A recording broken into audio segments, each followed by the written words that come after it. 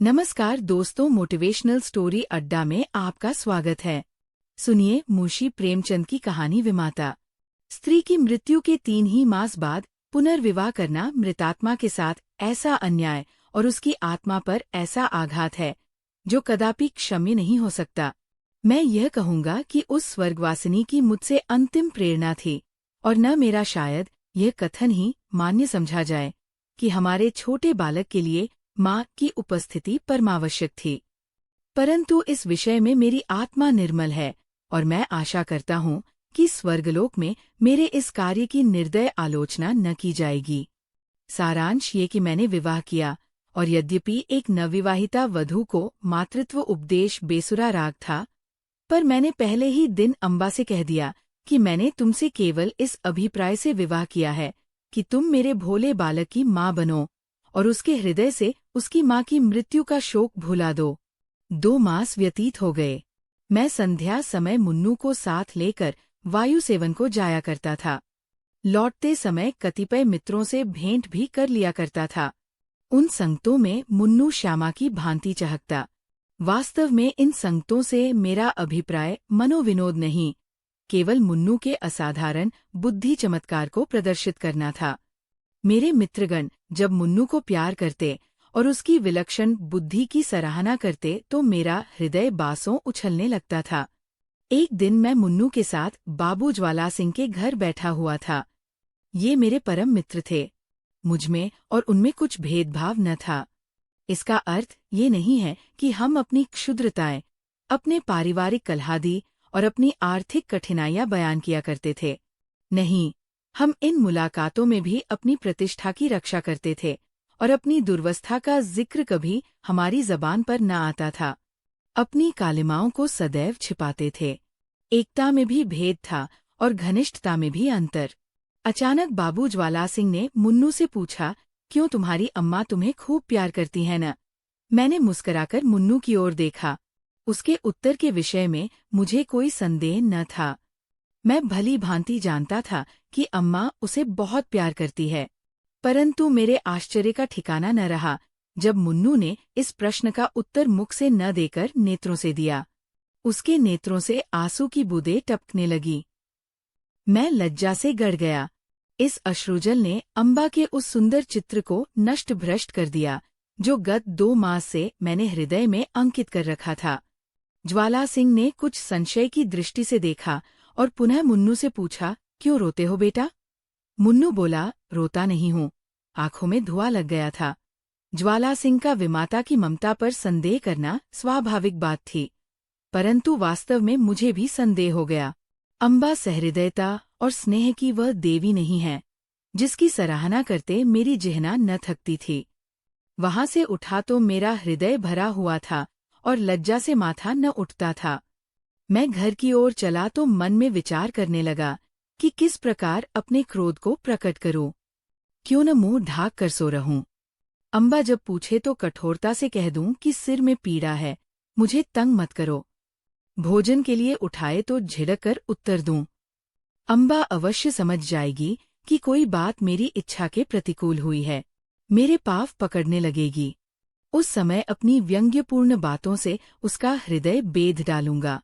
ऐसा रुलाऊंगा कि वह भी याद करे। पुनः विचार आया कि उसका हंसमुख चेहरा देखकर मैं अपने हृदय को वश में रख सकूंगा या नहीं। उसकी एक प्रेमपूर्ण दृष्टि, एक मीठी बात, एक रसीली चुटकी मेरी शिलातुल्य रुष्टता के टुकड़े टुकड़े कर सकती है। परंतु हृदय की इस निर्बलता पर मेरा मन झुंझला उठा। ये मेरी क्या दशा है? क्यों इतनी जल्दी मेरे चित्त की काया पलट गई? मुझे पूर्ण विश्वास था कि मैं इन मृदुल वाक्यों की आंधी और ललित कटाक्षों के बहाव में भी अचल रह सकता हूँ, और कहा, अब ये दशा हो गई कि मुझमें साधारण झोंके को भी सहन करने की सामर्थ्य नहीं। इन विचारों से हृदय में कुछ दृढ़ता आई। तिस पर भी क्रोध की लगाम पग-पग पर ढीली होती जाती थी। अंत में मैंने हृदय को बहुत दबाया और बनावटी क्रोध का भाव धारण किया। ठान लिया कि चलते ही चलते एकदम से बरस पड़ूंगा। ऐसा न हो कि विलंब रूपी वायु इस क्रोधरूपी मेघ को उड़ा ले जाए। परंतु ज्यों ही घर पहुंचा, अम्बा ने दौड़कर मुन्नू को गोदी में ले लिया और प्यार से सने हुए कोमल स्वर से बोली, आज तुम इतनी देर तक कहाँ घूमते रहे? चलो, देखो, मैंने तुम्हारे लिए कैसी अच्छी अच्छी फुलौड़ियाँ बनाई हैं। मेरा कृत्रिम क्रोध एक क्षण में उड़ गया। मैंने विचार किया, इस देवी पर क्रोध करना भारी अत्याचार है। मुन्नू अबोध बालक है। संभव है कि वह अपनी माँ का स्मरण कर रो पड़ा हो। अम्बा इसके लिए दोषी नहीं ठहराई जा सकती। हमारे मनोभाव पूर्व विचारों के अधीन नहीं होते। हम उनको प्रकट करने के निमित्त कैसे कैसे शब्द गढ़ते हैं, परंतु समय पर शब्द हमें धोखा दे जाते हैं और वे ही भावनाएं स्वाभाविक रूप से प्रकट होती है। मैंने अम्बा को न तो कोई व्यंग्यपूर्ण बातें ही कहीं और न क्रोधित हो मुख ढाक कर सोया ही, बल्कि अत्यंत कोमल स्वर में बोला, मुन्नू ने आज मुझे अत्यंत लज्जित किया। खजांची साहब ने पूछा, तुम्हारी नई अम्मा तुम्हें प्यार करती है या नहीं? तो ये रोने लगा। मैं लज्जा से गड़ गया। मुझे तो स्वप्न में भी ये विचार नहीं हो सकता कि तुमने इसे कुछ कहा होगा। परंतु अनाथ बच्चों का हृदय उस चित्र की भांति होता है जिस पर एक बहुत ही साधारण पर्दा पड़ा हुआ हो। पवन का साधारण झोंका भी उसे हटा देता है। ये बातें कितनी कोमल थीं, तिस पर भी अम्बा का विकसित मुखमंडल कुछ मुरझा गया। वह सजल नेत्र होकर बोली, इस बात का विचार तो मैंने यथासाध्य पहले ही दिन से रखा है, परंतु ये असंभव है कि मैं मुन्नू के हृदय से माँ का शोक मिटा दूं। मैं चाहे अपना सर्वस्व अर्पण कर दूं, परंतु मेरे नाम पर जो सौतेलेपन की कालिमा लगी हुई है वह मिट नहीं सकती। मुझे भय था कि इस वार्तालाप का परिणाम कहीं विपरीत न हो, परंतु दूसरे ही दिन मुझे अम्बा के व्यवहार में बहुत अंतर दिखाई देने लगा। मैं उसे प्रातः सायंकाल पर्यंत मुन्नू की ही सेवा में लगी हुई देखता, यहाँ तक कि उस धुन में उसे मेरी भी चिंता न रहती थी। परंतु मैं ऐसा त्यागी न था कि अपने आराम को मुन्नू पर अर्पण कर देता। कभी कभी मुझे अम्बा की ये अश्रद्धा न भाती, परंतु मैं कभी भूल कर भी इसकी चर्चा न करता। एक दिन मैं अनियमित रूप से दफ्तर से कुछ पहले ही आ गया। क्या देखता हूँ कि मुन्नू द्वार पर भीतर की ओर मुख किए खड़ा है। मुझे इस समय आँख मिचौनी खेलने की सूझी। मैंने दबे पाँव पीछे से जाकर उसके नेत्र मूंद लिए, पर शोक। उसके दोनों गाल अश्रुपूरित थे। मैंने तुरंत दोनों हाथ हटा लिए। ऐसा प्रतीत हुआ मानो सर्प ने डस लिया हो। हृदय पर एक चोट लगी। मुन्नू को गोद में लेकर बोला, मुन्नू, क्यों रोते हो? ये कहते कहते मेरे नेत्र भी सजल हो आए। मुन्नू आंसू पीकर बोला, जी नहीं, रोता नहीं हूँ। मैंने उसे हृदय से लगा लिया और कहा, अम्मा ने कुछ कहा तो नहीं? मुन्नू ने सिसकते हुए कहा, जी नहीं, मुझे वो बहुत प्यार करती है। मुझे विश्वास न हुआ। पूछा, वो प्यार करती तो तुम रोते क्यों? उस दिन खजांची के घर भी तुम रोए थे। तुम मुझसे छिपाते हो। कदाचित तुम्हारी अम्मा अवश्य तुमसे कुछ क्रुद्ध हुई है। मुन्नू ने मेरी ओर कातर दृष्टि से देखकर कहा, जी नहीं, वह मुझे प्यार करती है, इसी कारण मुझे बारंबार रोना आता है। मेरी अम्मा मुझे अत्यंत प्यार करती थी। वह मुझे छोड़कर चली गई। नई अम्मा उससे भी अधिक प्यार करती है, इसीलिए मुझे भय लगता है कि उसकी तरह ये भी मुझे छोड़कर न चली जाए। ये कहकर मुन्नू पुनः फूट फूट कर रोने लगा। मैं भी रो पड़ा। अम्बा के इस स्नेहमय व्यवहार ने मुन्नू के सुकोमल हृदय पर कैसा आघात किया था। थोड़ी देर तक मैं स्तंभित रह गया। किसी कवि की ये वाणी स्मरण आ गई कि पवित्र आत्माएं इस संसार में चिरकाल तक नहीं ठहरती। कहीं भावी ही इस बालक की जिह्ना से तो ये शब्द नहीं कहला रही है, ईश्वर न करे कि वो अशुभ दिन देखना पड़े। परंतु मैंने तर्क द्वारा इस शंका को दिल से निकाल दिया। समझा कि माता की मृत्यु ने प्रेम और वियोग में एक मानसिक संबंध उत्पन्न कर दिया है और कोई बात नहीं है।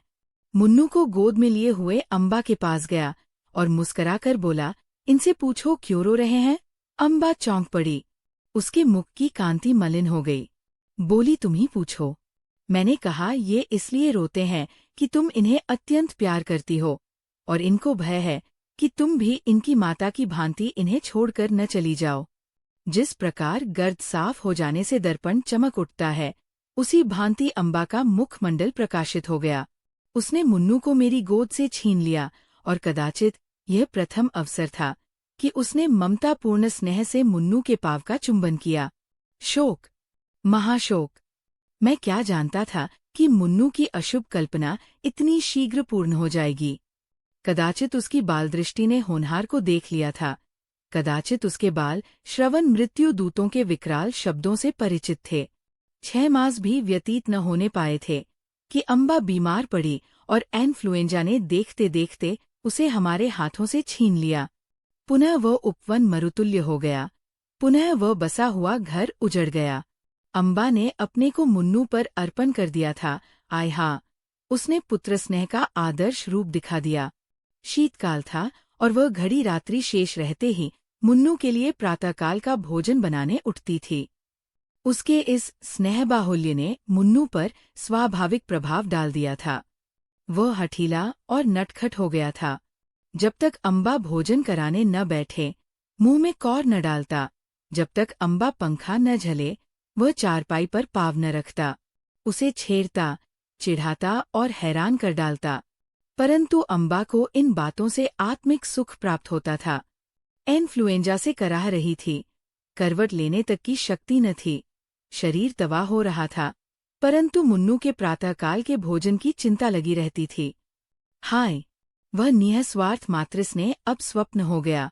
उस स्वप्न के स्मरण से अब भी हृदय गदगद हो जाता है। अम्बा के साथ मुन्नू का चुलबुलापन तथा बाल क्रीड़ा विदा हो गई। अब वो शोक और नैराश्य की जीवित मूर्ति है। वह अब भी नहीं रोता।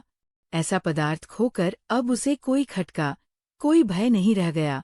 धन्यवाद।